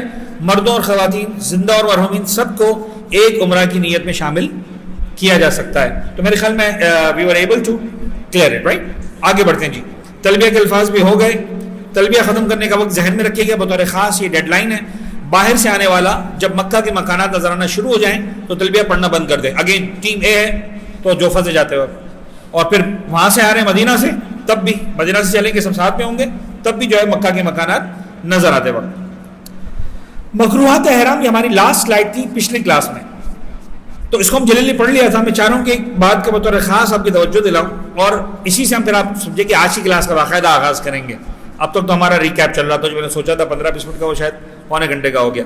سیاہ لباس سے احرام باندھنا ناپسندیدہ ہے, افضل یہ کہ سفید ہو. تو ہم خواتین سے بھی ریکمینڈ کرتے ہیں کہ وائٹ, مرد و زوجات کا تو چادریں وائٹ ہی ہوتی ہیں. اب تک جناب علی جو ہے کسی مرد کو خیال نہیں آیا ملٹی کلر چادر پہننے کا کہ مولانا وہ کیا کہتے ہیں وہ احرام کے اندر تھوڑا سا وہ لائٹ اسکائی بلو پہن لوں, مولانا وہ تھوڑا سا وہ پتہ نہیں گراسی گرین, وہ فلیگ پاکستان گرین پہن لوں. وہ الحمدللہ مردوں کو خیال لیا ہے, خواتین میں تو خیر پتہ نہیں وائٹ کے 50 شیڈ ہوتے ہیں, لیکن خیر جو ہے وہ ہم ریکمینڈ کریں گے کہ وائٹ پہنے, سادہ پہنے. وہ ایک لباس احرام ہے. لباس کا صاف نہ ہونا, میں نے عرض کیا تھا, اگر حالت احرام میں میلا ہو جائے تو بہتر ہے کہ جب تک عمرہ مکمل نہ کر لے لباس کو نہ دھوئے. تو میں نے آپ کو بتائی تھی یہ بات کہ یہ مکروہات میں شامل ہے. اور میں اگین ایک ایگزامپل دے رہا تھا, پھر رک گیا. یہاں پر اگر ایگزامپل دے رہا ہوں, فرض کر لیں, یہ میں اکثر سمجھاتا ہوں, ایک ہی ایگزامپل ہے میرے پاس, وہی سمجھاتا ہوں ہمیشہ, اس لیے کہ مثال بنتی پروردگار اور بندے کی مثال جو نیئرسٹ ایگزامپل ہے وہ ماں اور بیٹی کی ایگزامپل ہے. یعنی اگر اس پیار کا اور اس عشق کا اگر کوئی تمثیل ہے اس دنیا کے اندر تو ماں. فرض کریں بچہ جو ہے دور ہے, 5 سال 8 سال 10 سال ملنے کے لیے آ رہا ہے ماں سے پاکستان میں. ماں نے کہا بیٹا دیکھو میں تمہارے لیے سوٹ بنا کے بھیج رہی ہوں, یہی سوٹ پہن کر آنا. بچہ کیا کرے گا؟ ڈیفینیٹلی وہی سوٹ پہنے گا, رائٹ. ماں سے ملنے جا رہا ہوں, اچھا فلائٹ ہے لمبی, 16-18 گھنٹے کی فلائٹ ہے, بہت دور سے آ رہا ہوں, ٹرانزٹس ہیں. اچھا آتے آتے جناب علی اتفاق ایسا ہوا کہ جہاز میں بیٹھے تھے, مثلا کیچپ گر گئی, کھانا گر گیا, سالن گر گیا, کپڑے ایسی تیسی ہو. اب وہ کراچی میں لینڈ کر چکا ہے, باہر نہیں آ رہا. فرض کریں ٹیلی کمیونیکیشن ہو گیا, ہاں بیٹا کیوں باہر نہیں آ رہا ہو؟ سارے جہاز واپس آ گئے. اماں نہیں, میں چاہ رہا ہوں کہ جو ہے وہ کوئی یہاں سے ڈریس ملے مجھے, میں چینج کروں, شاور لوں, صاف لباس پہن کر آپ کے پاس آنا چاہتا ہوں. کیا کہے گی ماں؟ ڈیفینیٹلی ماں یہ کہے گی کہ بیٹا اس وقت تو چھوڑ ساری باتیں, تو جیسا ہے جہاں ہے کی بنیاد میں مجھے قبول ہے. اماں آپ ہی نے کہا تھا کہ وائٹ اچھے ڈریس پہن کے آنا, وہ سارا گندا ہو گیا, دکھانے کے قابل نہیں رہا. وہ ماں کہے گی نہیں مجھے اب کچھ نہیں چاہیے, اب کچھ چاہیے. سر یہی عشق میرے ساتھ پروردگار اور آپ کے ساتھ پروردگار کرتا. جب نہیں پہنا تو کہتے وائٹ ہو, صاف ستھرا ہو, پہن لیا نا. میرے بندے اب تو فکر مت کر, اب تو جیسا ہے جہاں کی بنیاد پر میرا ہے. ہم تو پھر بھی 10 گھنٹوں میں 12 گھنٹوں میں مکہ پہنچ جائیں گے. آپ ذرا سوچیں 8-8 دن 10-10 دن, میں سوچتا ہوں کہ کیا ہو جاتا ہوگا وہ احرام. خدا کہتا ہے کوئی نہیں, جیسا ہے تمہارا لباس. تم نے تلبیہ پڑھ لیا نا, اب مجھے اس سے غرض ہی نہیں کہ تم نے کیا پہنا. یہ ساری غرض اس وقت تک تھی جب تک تم نے تلبیہ نہیں پڑھا تھا, تب یہ ساری باتیں تھیں. اچھا لباس پہنو, صاف ستھرا پہنو, وائٹ پہنو, ایسا ویسا. اب آ گئے. مجھے 2 ہی جگہ پر نظر آیا یہ, یا خانہ خدا کی زیارت کے نظر آیا کہ گرد سفر لے کر جاؤ, یا حسین ابن علی کے روضے پر نظر آیا. جب کربلا جاؤ تو جو لباس پہن کر آئے گرد سفر لے کر جاؤ. حسین ابن علی کی قبر مطہر پر ان کے ذریعے پر پہنچو. خدا نصیب کرے انشاءاللہ مکہ بھی جائے اور حسین ابن علی کے روضے کی زیارت بھی کریں.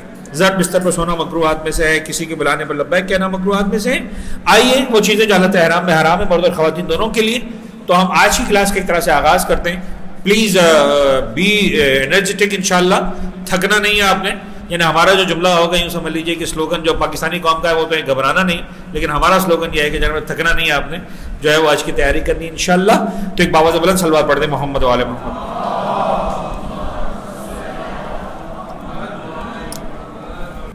بدن پر تیل ملنا. اسٹیٹمنٹ لائن یہ ہے کہ احرام کی حالت میں کسی بھی روغنی یعنی آئلی چیز کا, کسی طرح کا بھی آئل, کسی طرح کی بھی آئلی چیز بدن کے کسی بھی حصے پر استعمال کرنا حرام. کسی بھی طرح کی چیز بدن کا, باڈی کا کوئی سا بھی پارٹ. اب آئیے اپلیکیشنز. چہرے ہاتھوں پر کریم لگانے کی عادت بہت سے لوگوں کی ہوتی کہ چہرے میں کریم لگاتے ہیں, ہاتھوں پہ لگاتے ہیں. بہت سے لوگ تو باڈی مساج کرنے کے عادی ہوتے ہیں, آئل لگانے کے عادی ہوتے ہیں. سب سر میں تیل لگانے کی عادت, فرض کرنا آپ کی عادت ہے سر میں تیل لگانے کی. اب تو خیر پتہ نہیں کوئی ملے گا ایسا سر میں تیل لگانے والا. آئی تھنک یہ بھی آہستہ آہستہ جو ہے بالکل ایگزامپل کم از کم ایبسولوٹ ہو جانی چاہیے. ریشنل کریم کا استعمال یس بہت زیادہ پیش آنے والا مسئلہ, اسپیشلی مرد حضرات کے لیے احرام کی حالت میں. گرمی ہے, واک کریں گے, رانے چھلیں گی, ریشنل کریم حرام ہے, نہیں لگا سکتے. اچھا یہاں پر ایک مشورہ بھی ہے, ریشز کی صورت میں کارن فلاور, یہ جو مکئی کا آٹا تھا نا, مطلب میں تجربہ بتا رہا ہوں کہ دس از میریکل. یعنی آپ فرض کر لیں کہ آپ کو ریشز ہو رہے ہیں اور مطلب نہیں چل پا رہے آپ جو ہے وہ یہ مکئی کا آٹا, یہ کارن فلاور آپ کے ساتھ رکھیں اور تھوڑا سا اپلائی کریں and you will see miracle in a matter of seconds. یعنی آپ کو پورا 1 منٹ یا 30 سیکنڈ یا 20 سیکنڈ کا انتظار نہیں کرنا پڑے گا. Within seconds you will see the result. اور آپ کے ریشز خواتین بھی آف کورس, یعنی ریشز کا مسئلہ اگر حالت احرام ہے, جب احرام نہیں تب تو ویسے علاوہ کریم وریم سب یہ ساری باتیں ہو رہی ہیں احرام کے حد تک. یہ بتا دو تلبیہ پڑھنے سے لے کر تقسیر کرنے تک 2 گھنٹے 4 گھنٹے 6 گھنٹے 8 گھنٹے. باقی تو آپ جو 25 دن رہیں گے وہاں پر ایک طرح سے نارمل رہ رہے ہوں گے. تو آپ ایسا نہ ہو کریم ہی لے کر نہ ہے. بہت سے لوگ اتنا پریشان ہوتے ہیں, گھبرا جاتے ہیں, بغیر خوشبو کا صابن نہیں لے کر آ گئے. اور بھائی وہاں پر صرف ایک دن حرام ہے 25 میں سے, 24 دن حلال ہے خوشبو والا صابن. تو خیر سعودی عرب میں مل جاتے ہیں صابن, ایسا نہیں, بلکہ لوگ وہاں سے بھی لے کر آ رہے ہوتے ہیں. ہم نے تو وہ بھی دیکھا ہے کہ وہ گفٹ بانٹنے کے لیے اچھا سا صابن لے کر آ رہے ہیں وہاں سے. تو خیر اینی ویز بدن پر تیل ملنا مزید کنٹینیو کرتے ہیں. اچھا ایک یہ جملہ جو پڑھا ہے وہ ایک ہمارے حاجیانی کی مہربانی سے جملہ پڑھا اس سلائڈ کے اندر. بڑی وہ کانشیس تھی کریم کے لگانے, وہ تو کمپرومائز کرنے کو تیار نہیں تھی.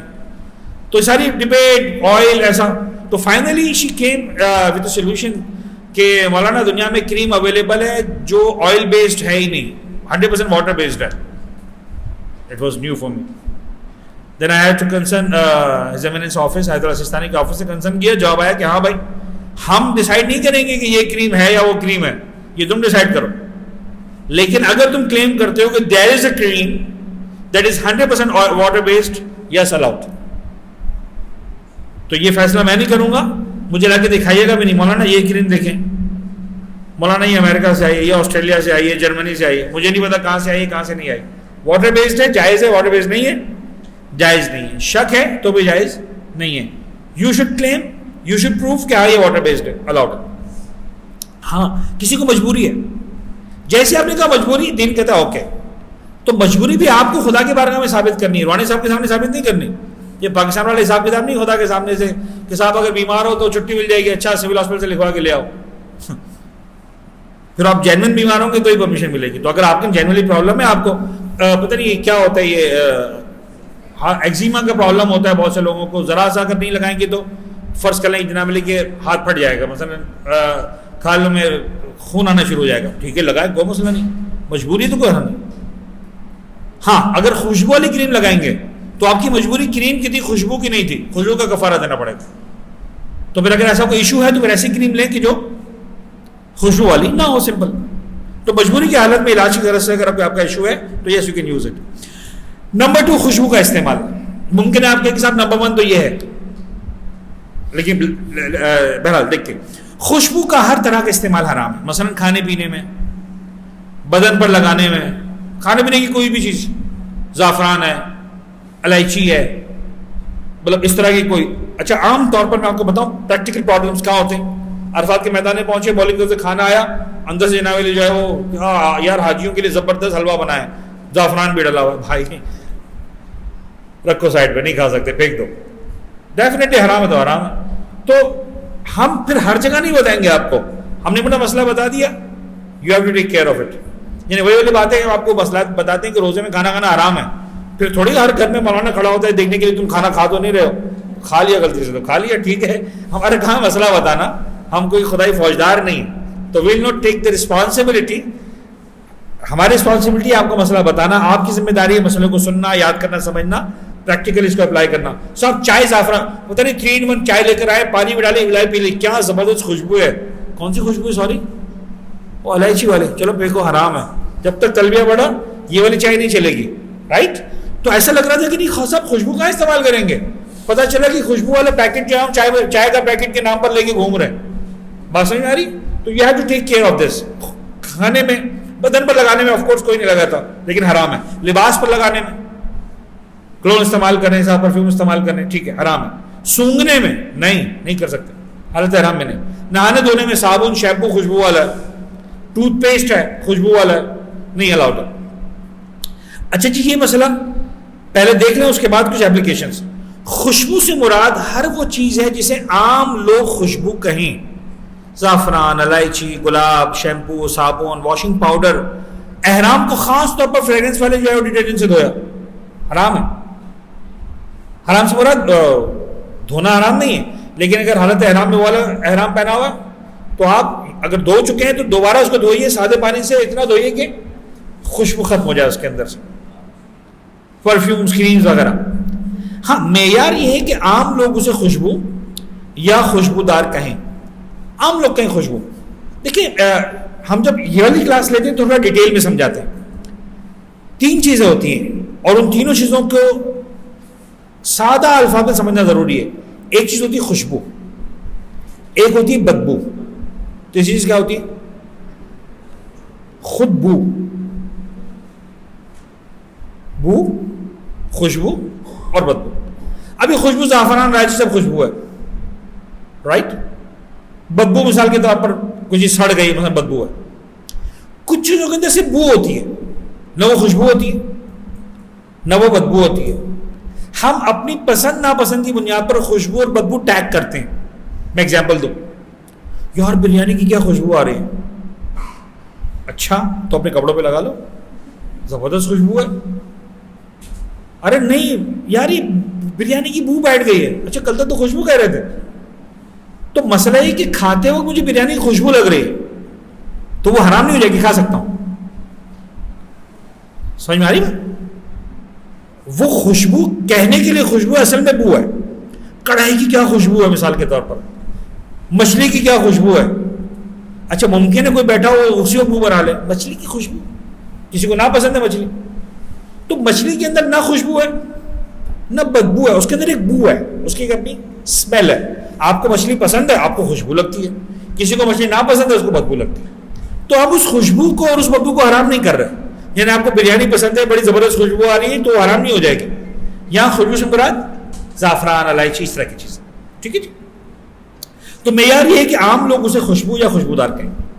ہاں منٹ کا استعمال جائز ہے، پودینہ. اچھا ہمارے کلچر میں، ہماری دنیا میں منٹ کنسیڈرڈ ایز فریگرنس. ہمارے عام طور پر جو ہے وہ کیا کہتے ہیں، ٹوتھ پیسٹ وغیرہ، منٹ فلیور ٹی ہو گئی، چائے ہو گیا، پتہ نہیں چوئنگمز ہو گئی، ٹھیک ہے نا کچھ. تو منٹ کو شریعت نے اسپیسیفکلی کہا ہے کہ خوشبو نہیں ہے. چائے تم اسے خوشبو سمجھتے ہو تو منٹ والی کوئی بھی چیز آپ کھائیں پئیں، چائے میں مثال کے طور پر، چوئنگم میں مثال کے طور پر، سافٹ منٹ وغیرہ کے اندر جو بھی، وہ سب جائز ہے، حرام نہیں.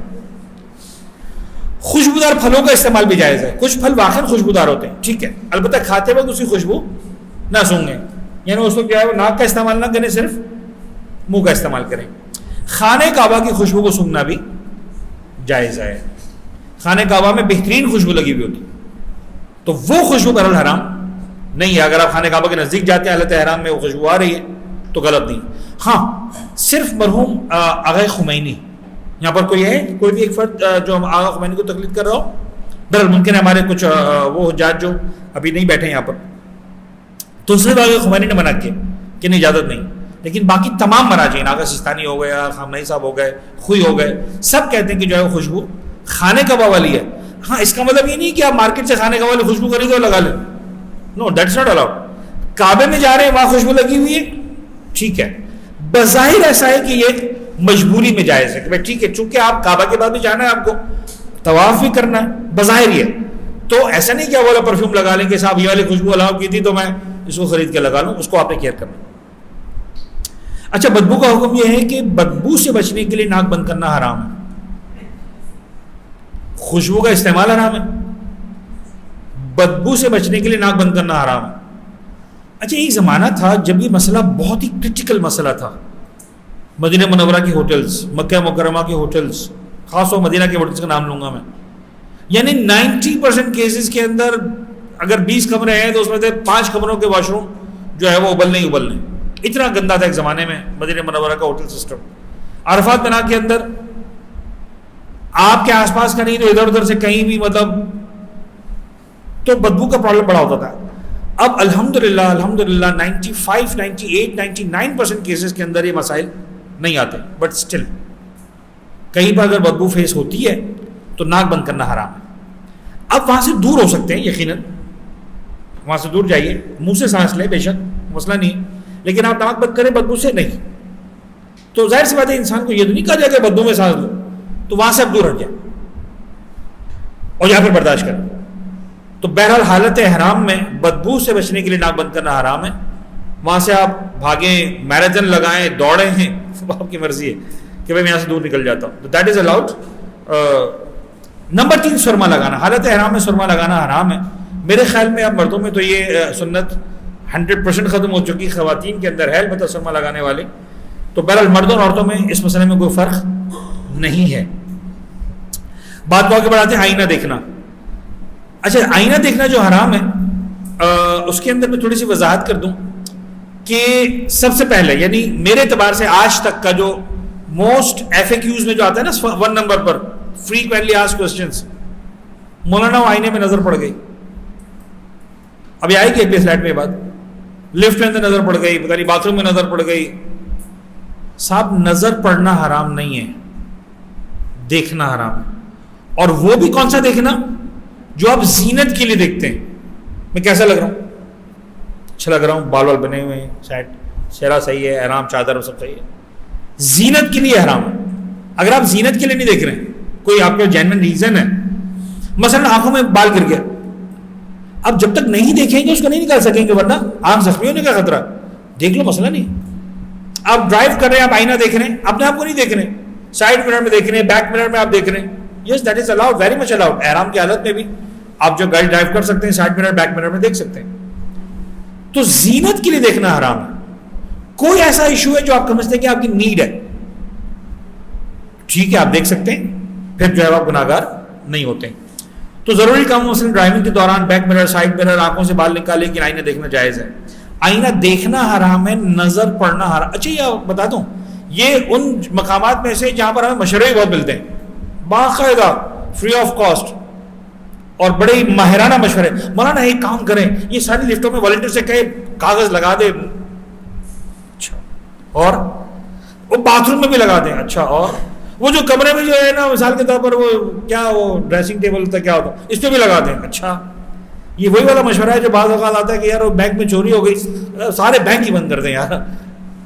سر نظر پڑنا حرام نہیں ہے، نظر ڈالنا حرام ہے، چھوٹا سا امتحان ہے، دے لیں۔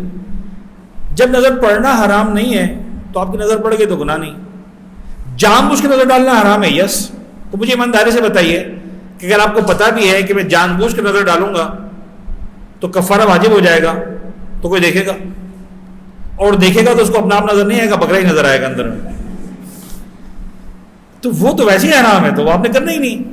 باقی جو ہے وہ نظر 100 مرتبہ پڑے، ٹھیک ہے، کوئی حرام جو ہے وہ نہیں ہونے والا۔ تو نہ پریشان ہو، نہ پریشان کریں، زندگی جو ہے نا ان تمام چیزوں کے ساتھ جینے کا نام ہے، اس چیز کا نام نہیں ہے کہ صاحب وہ کپڑے لگا دو، پردے لگا دو اور آئینے کو ختم کر دو دنیا سے، اس چیز کا نام نہیں ہے. تو لہٰذا بہتر ہے کہ باتھ روم، عمارت، کلف وغیرہ میں آپ احتیاط کریں جب آپ نے احرام پہنا ہوا ہے. ناخن کاٹنا چاہیے.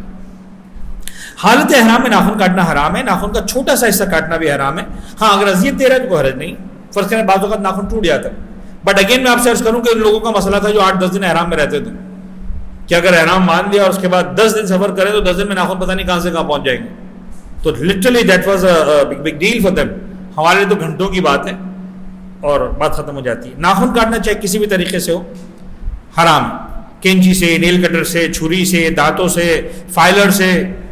آپ کے سامنے ناخن کاٹ، یعنی واقعی سب چیزیں ہم کو سکھائی گئی، ہمیں نہیں آتی تھی. مولانا صاحب میں نے ناخن کاٹا نہیں تھا، میں نے تو فائل کیا تھا، فائلر یوز کیا تھا. اچھا جی وہ بھی حرام. تو whatever resource you are using, ممکن ہے کل کو کوئی لیزر تھراپی آ جائے کہ صاحب لیزر گن مارو تو ناخن سب وہ بھی حرام رہے گا.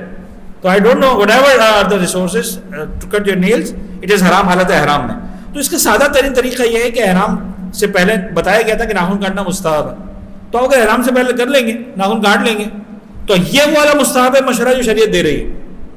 پہلے کا مستحب ہے، نہ رہے گا باز نہ بجے کی بات ہے. ناخن پہلے سے کاٹ لو، ہوگا ہی نہیں، کس کو کاٹنے جاؤ گے.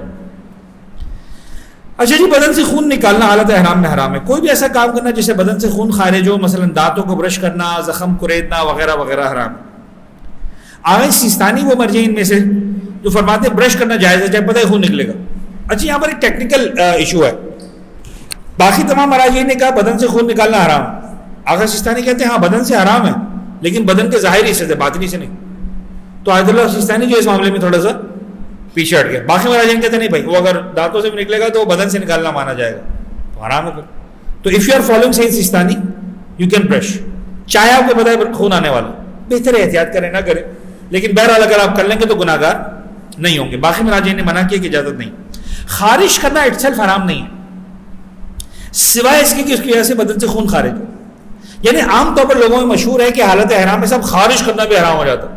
پتہ نہیں کہاں سے آیا یہ لسٹ میں کہیں بھی خارش کرنا نہیں.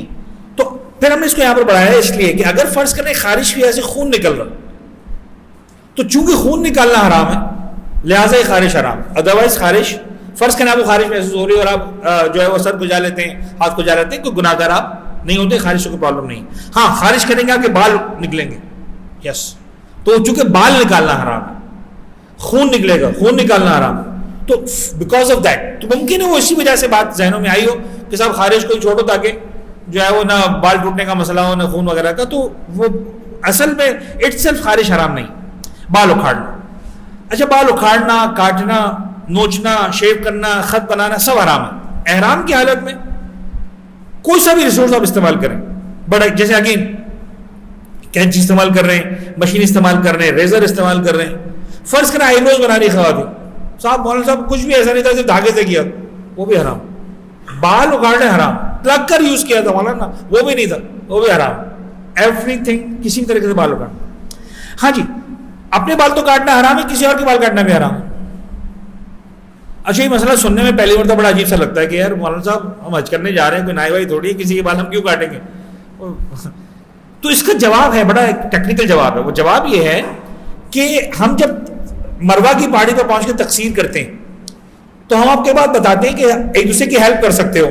بھائی میں نے آپ کے تھوڑے سے بال کاٹ دیے، آپ نے مثلا میرے بال کاٹ دیے، تقسیر ہو گئی، خواتین نے ایک دوسرے کی ہیلپ کر دی، اوکے. کسی اور کے بال کاٹنا بھی حرام ہے.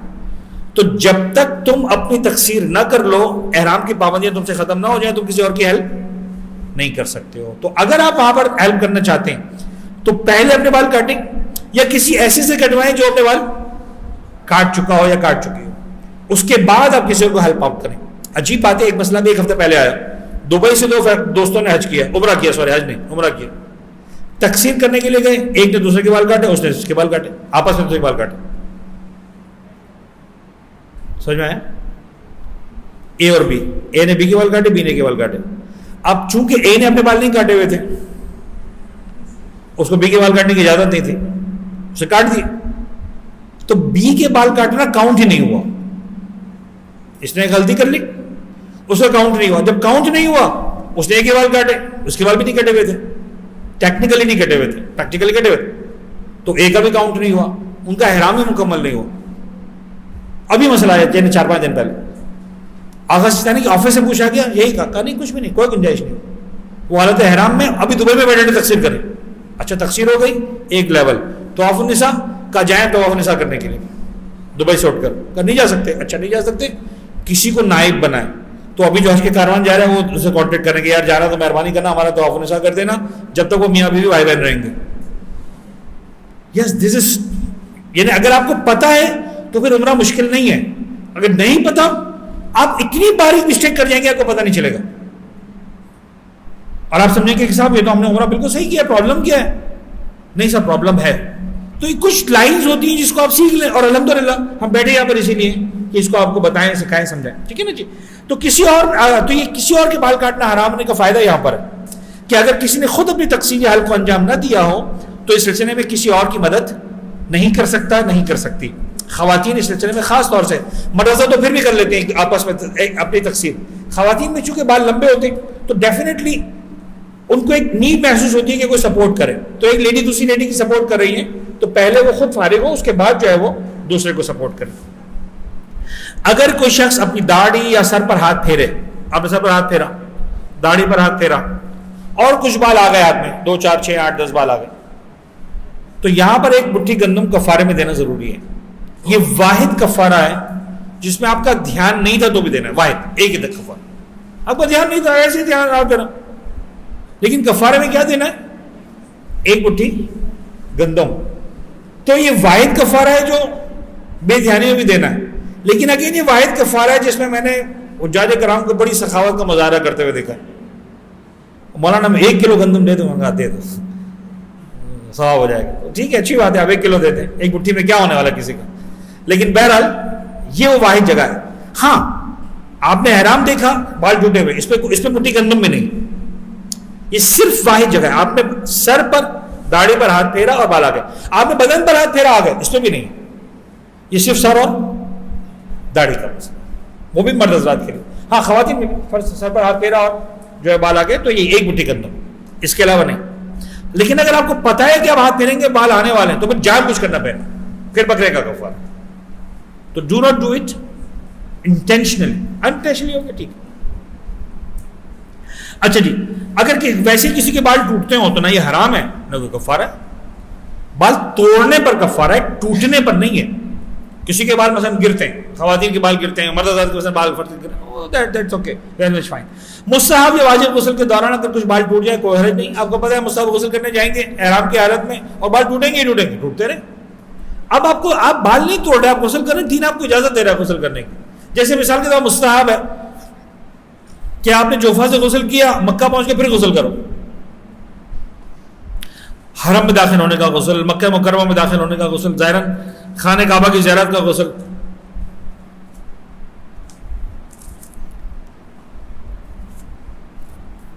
جزاک اللہ. مجھے اگر ایک اشارہ بھی کر دیجیے گا نارتھ ایسٹ پہ. Only 5 minutes, okay. تو اگر جان بوجھ کے جناب علی آپ بال توڑیں گے تو حرام ہوگا, ادروائز حرام نہیں ہوگا. مستحب یا واجب غسل اگر آپ کر رہے ہیں, بہت سارے غسل مستحب ہیں, تو اگر آپ وہ کرتے ہیں غسل اور آپ کے بال ٹوٹتے ہیں تو اس پر کوئی کفارہ وغیرہ واجب نہیں ہوتا. دانت اکھاڑنا, بعض علماء کا فرمانا ہے کہ حالت احرام میں دانت اکھاڑنا حرام ہے, لیکن اگین ہمارے مسئلہ پریکٹیکل نہیں ہے. یعنی چند گھنٹے فارغ ہونا ہے, واقعاً کوئی 8-10 دن کا ہے مسئلہ اور لگ گیا, چوٹ لگ گئی, اب دانت نکالنا ضروری ہے, تو وہ اگر مجبوری ہے تو خیر الگ مسائل ہے, لیکن پریکٹیکل مسئلہ بھی نہیں ہے بالکل. جمعے وغیرہ مارنا بچارا ہوں 10 تک مکمل ہو جائیں, اس کے بعد ہم آج مکمل کریں کلاس. ٹائم ہمارا آلموسٹ آج کا ڈن ہے. جو جانور بدن میں ساکن ہو جاتے ہیں جیسے جمعے وغیرہ, یعنی جو عنوان شریعت ہے وہ جوئے نہیں ہے, عنوان شریعت ہے وہ بدن جو وہ جانور جو بدن میں ساکن ہو جاتے ہیں. تو اب چاہے کوئی سے بھی, کیونکہ یہ والے معاملات ہیں کہ جہاں پر بہرحال جیتنا مشکل ہے. وہ مولانا صاحب وہ ہم نے جوئے نہیں ماری تھی, ہم نے تو لکھے ماری تھی. وہ سر پکڑ کے بیٹھ صاحب بابا, وہ جتنے بھی اس کے اندر اس کی نسلیں اور رشتہ دار ہیں جوؤں کے, کچھ بھی ہو, وہ چاہے بوڑھی ہو جوان ہو, کچھ کوئی بھی, وہ حرام ہے, سب کچھ حرام ہے جی, ٹھیک ہے. اچھا جی, یہاں لیکن حالت احرام میں حرام, انہیں سر سے گرانا بھی حرام ہے. اچھا یہ بھی نہیں کر سکتے اچھا مارتے نہیں تو وہ چھوڑ دیں, تم کو جو ہے نا اللہ نے بچا لیا, یہ لو جاؤ, کیا یاد کرو گے؟ نہیں, سر میں ہی رہ گیا وہ جب تک آپ تقسیر نہیں کرتے. بلکہ بعض علماء نے یہاں تک فرمایا ہے کہ سر پر ان کی جگہ تبدیل کرنا بھی صحیح نہیں، سوائے صورت میں کہ نئی جگہ ان کے لیے زیادہ محفوظ ہو. یعنی آپ مثال کے طور پر یہاں پہ بہت پریشانی ہوتی ہے، اپنے یہاں سے اٹھا کے کسی ایسی جگہ آپ اس کو شفٹ نہیں کر سکتے جہاں سے گر جائے. یعنی آپ سولہ بازار سے نکال کے ڈیفینس تو لے جا سکتے ہیں، ڈیفینس سے سولہ نہیں لا سکتے، ٹھیک ہے نا، یہ آپ کو خیال رکھنا. تو خیر یہ تو مسئلہ ہو گیا. احرام باندھنے سے پہلے اینٹی لائز شیمپو کا استعمال جائز ہے. یعنی آسان الفاظ میں آپ جو ہے وہ احرام باندھنے سے پہلے 1 نہیں 10 جوؤں کو ماریں، قتل عام کریں، ان کو زہر دے دیں، پتہ نہیں خود کچھ دھماکہ کرتے، سب جائز ہے. مچھر وغیرہ کو خود سے دور بھگانا جائز ہے، البتہ احتیاط اگر احرام کی حالت میں اگر اذیت نہیں دے رہا تو نہ ماریں. لیکن بہرحال چونکہ مچھر جانور ساکن ہونے والا نہیں تو اس کو مارنا دور بھگانا تو ویسے ہی جائز ہے. مجبوری ہو تو پھر مار بھی دے بے شک، لیکن اگر نہیں ہو تو پھر نہ مارے، کوشش کریں نہ مارے. ٹڈی پیروں میں اگر مر جائے تو حرج نہیں ہے، ویسے انہیں خود سے دور کر دینا جائز ہے. بعض اوقات کچھ موسم ایسے ہوتے ہیں کہ ٹڈی بہت زیادہ رہتی ہے، تو اگر آپ کے پیروں میں آ کے مر گئی ٹھیک ہے آپ دور کرتے ہیں، حرج نہیں. نمبر 10 زینت کرنا، اس پر انشاءاللہ ہم اگلی کلاس میں بات کریں گے. تو اب آپ کو اندازہ ہوا کہ صاحب 7 واجبات ہیں، 7 میں سے پہلا ہی واجب چل رہا ہے میقات سے احرام باندھنا، اور پہلے واجب کا بھی جناب علی جو ہے وہ 20 میں سے 9 چیزوں کو ہم ڈسکس کر پائے. 4 چیزیں مردوں کے لیے احرام ہیں، 3 چیزیں خواتین کے لیے احرام ہیں، اس کے بعد طواف، اس کے بعد نماز طواف، اس کے بعد صفا مروہ. تو کلاسز ہماری جو ہے بہرحال بڑے سکون سے ہوں گی اور انشاءاللہ سکون سے ہم ڈسکس کریں گے. اور جس طرح سے آپ لوگ آج ٹائم پر آئے تھے انشاءاللہ آئیں گے، ہم کلاس کو مکمل کریں. لیکن بہرحال نہیں ہو سکتا کہ جب تک ذکر اہل بیت نہ ہو یا مصائب کا تذکرہ نہ ہو میں کلاس کو مکمل نہیں کرتا ہوں. تو ایک دو جملے ذکر مصائب کے بازار گرامی میں نے عرض کیا شروع میں درمیان میں بات آئی بھی گئی تھی کہ ایک مکہ ایسا نظر آیا کہ جہاں پر کہا کہ گرد سفر لے کر آؤ. ایک کربلا ایسا نظر آیا کہ جہاں کہا گیا کہ گرد سفر لے کر آؤ. تو بس یہ جو پہلی زیارت ہے کربلا کی گرد سفر کے ساتھ، وہ 40 کے دن زینب کبریٰ کی زیارت ہے. میں یہی جملہ سے مسائل کو پڑھوں گا اور بات کو مکمل ہو جائے گی. ہم جائیں گے کعبہ، یقین جانے زن گرامی کیفیت اور ہوتی ہے، کعبہ پر پہلی نظر اور ہوتی ہے. کربلا جاتے اس کی بھی نظر اور ہوتی ہے، اس کی بات بھی اور ہوتی ہے. لیکن ساری دنیا کے ظاہروں کا کربلا جانا، حسین بن علی کی زیارت کرنا اور ہے. علی کی بیٹی جب لوٹ کر آئی ہے شام کے زندان سے کربلا میں، تو وہ علی کی بیٹی کا زیارت کرنا اور ہے. علماء نے جملہ لکھا کہ جب علی کی بیٹی آئی نا، اونٹ پر سوار تھی، جب بھائی کی قبر نظر آئی، زینب نے اتنا انتظار نہیں کیا کہ اونٹ زمین پر بیٹھے اور بہن بھائی کی قبر پر اپنے آپ کو گرائے. اونٹ کی بلندی سے اپنے آپ کو گرایا، گھٹنیوں کے بل چلی، قبر حسین بن علی پر گرایا. بھیا تیری بہن لوٹ کر آ گئی. بھیا جتنے وعدے تھے سارے نبھا کر آئے، کن کن آزمائشوں اور مشکلات سے گزر کر آئی، بے مخنہ و چادر کی شرابی کے دربار میں جا کر آئی، کوفے اور شام کے بازار سے ہو کر آئی. لیکن ایک عجیب درد بھرا جملہ کہا، بھیا ایک بات پر زینب شرمندہ، بھیا تیری امانت تھی 4 سال کی سکینہ، زینب اسے واپس نہیں لا سکی، شام کی زندان میں ہمیشہ ہمیشہ کے لیے چھوڑ کر.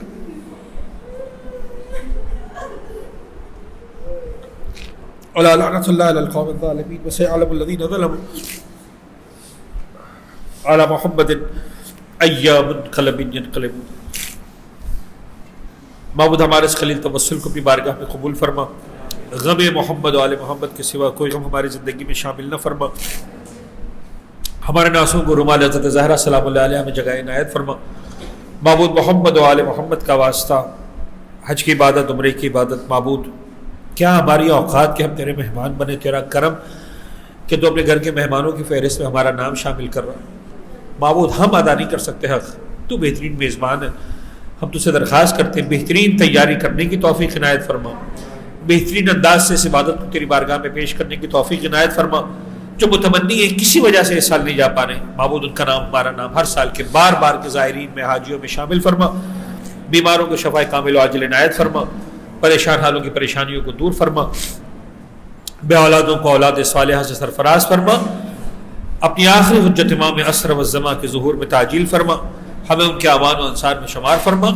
ربنا تقبل منا انک انت السمیع العلیم۔ دعاؤں کی قبولیت کے لیے اعلانات کے سیشن کے آغاز کے لیے ایک مرتبہ صلوات پڑھ دیں محمد و آل محمد پر۔